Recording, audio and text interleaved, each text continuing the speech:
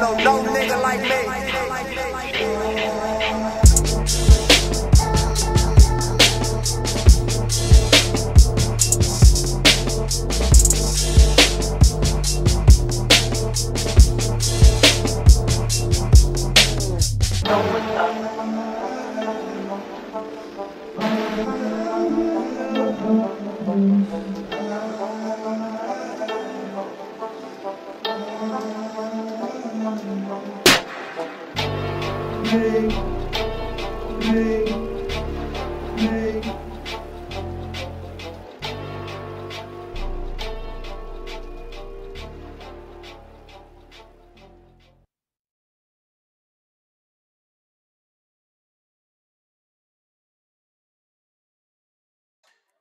Alright guys, Fuller coming to you with another video. Shout outs to the whole LDBC. If you like this video, I invite you to like the video, and also if you want to subscribe to this page, please feel free to subscribe to the page.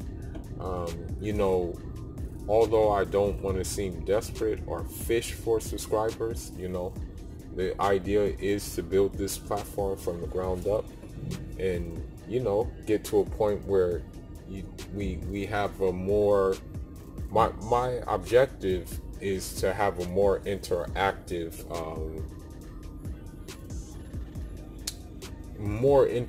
platform where, you know, I can get some of my followers to get on like a panel and we can discuss all types of issues, you know what I mean? And what I mean by my followers, I mean not only usual suspects, but also new people. You know, new people that I can get their insight, that we can bounce ideas off each other and see what happens from it. You feel what I'm saying? I just don't want to, I mean, of course you have your go-to guys, you know, that's what mostly a lot of things, you have your go-to people. But I would like to get it to a point where, you know, we can just interact. Well, I can interact with complete strangers and, you know, bounce off ideas, and hopefully we can learn from each other, you know, because it'll be foolish to say that someone knows everything. You know, that would be the dumbest thing to say in the world. It would be foolish to say that you're the smartest person in the world. That's fool's talk, you know. Only a fool says things like that, you know. But anyhow, I wanted to talk about a story that I recently read. I was looking at this French article, and, you know, for a couple of people who know, Senegal is, you know, they developing they're developing a museum, and that museum is going to cater towards, like, I guess you can say African history and things like that, you know what I mean? And the pre-colonial African history. So what has happened is that, you know, France has came out and basically, you know, given an artifact back to Senegal for 5 years. Now, this is my thing, you know, this is my whole thing about this situation is that, you know, how can you give something back that was not yours in the first place? You know what I mean? Like, that's just it. You know, the artifact, the thing is, it's not like you guys just were given that artifact. Like someone said, hey, here you go. You know, along with colonizing us, you know, why don't we just go ahead and give you our treasures as well, you know, or things that have significant value to us. We'll give you that as well, you know, willingly, you know what I mean? So what happened is, my thing is this: why don't you just, like, honestly, like, just keep it for good? That's my whole problem with this situation. You should be just keeping it for good. Not 5 years. You should just actually say, okay, thank you. We appreciate it for you guys returning it, but we're not going to return it to you. You know, it wasn't yours to begin with. The same thing happened in Benin. No, actually, the same thing happened in Nigeria, where England has these things called Benin bronzes, okay? As a matter of fact, the Benin bronzes, they were in the Black Panther movie, you know? So what happened is Britain said something too, that they were going to loan them out to Nigeria. And it's like, okay, like, how are you loaning something out that you stole? You know what I mean? Like, I just get puzzled sometimes, you know? And what I'm way more disappointing is, this is what I'm mostly disappointed at. These African leaders not putting their foot down and saying, yo, thank you for loaning it, but we're taking it back. I mean, you have no moral ground to stand on to get mad if we want to take it back completely, not just after 5 years. You feel me?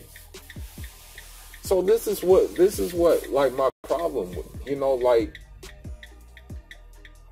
you got to put your foot down and take what's yours. Take back what's yours. It's a very important artifact. You know, why would you just be content with them loaning it out? Take it back. It's yours. It's your heritage. It's your history. And a very important history, because the artifact is a sword from a very great revolutionary figure by the name of El Hajj Umar Tal. And I feel a certain affinity towards El Hajj Umar Tal even more. No disrespect, but, you know, he happens to be from the same class of Fulani I'm part of, Torordo. So, you know, of course I feel a little bit of like, you know what I mean? But that tribe is beside the point. If it came from another person that was outside of the tribe, then I would still be the same way. I don't get it, man.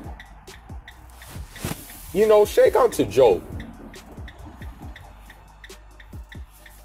One of the greatest thinkers that Africa has had was Sheikh Anta Diop. Okay? A brilliant thinker. Sheikh Anta Diop, I don't think would go for these things. The thing is about Sheikh Anta Diop that made him so heavy. This is what made him very, very heavy. It's the fact that Sheikh Anta Diop, okay? He was an inventor, okay? He invented something that discovered that the ancient Egyptians were indeed a dark people. You know what I mean? Because he made something that can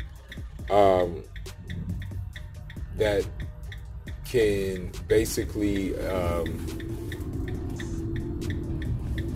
like discover how much melanin that a mummy had.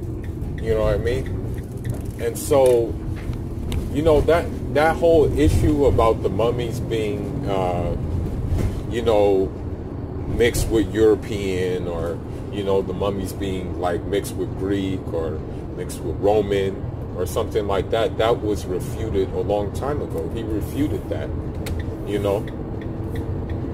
And I think, like, honestly, if Sheikh Anta Diop was still alive, I don't think he would really, like, be happy at this. You know? Because, like, guys who did that groundwork and put in that work, like, Like, you're disappointing them, man. Like, come on now. Like, why are you, like, just being a yes man? You know, just going for the okie doke. I bet you one thing, and I'm pretty sure of this, you know, although I've been away from the continent for some time now, I've been away from some years now, but you ain't gonna find no European artifacts in no African museum. And if you did find European artifacts in an African museum, guess what? They're gonna ask for them back. They'll be the first ones to ask, hey, you know, this belongs to us.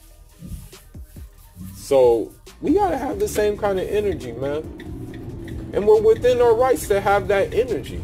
You're allowed to have that energy for something that is yours. Okay?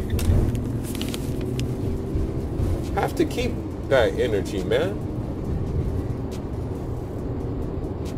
But, you know, it is what it is, man. I just want to express my feelings about this whole situation. You know, it's just sad to see, man, that, like, you know, people still don't want to put on their grown man pants, take control of the situation.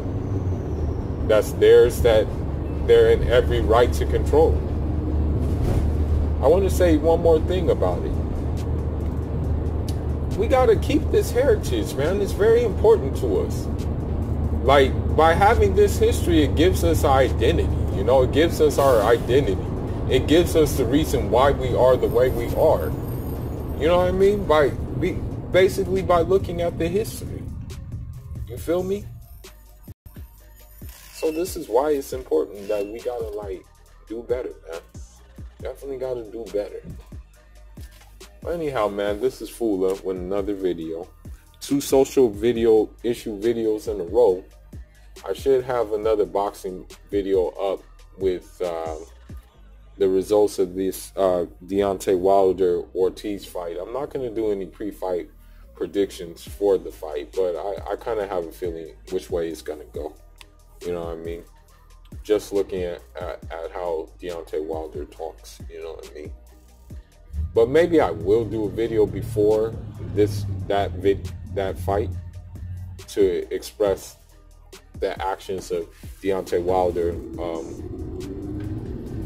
you know, basically. I think I will, actually. But this is Fula signing out. Leave your comments. Njano.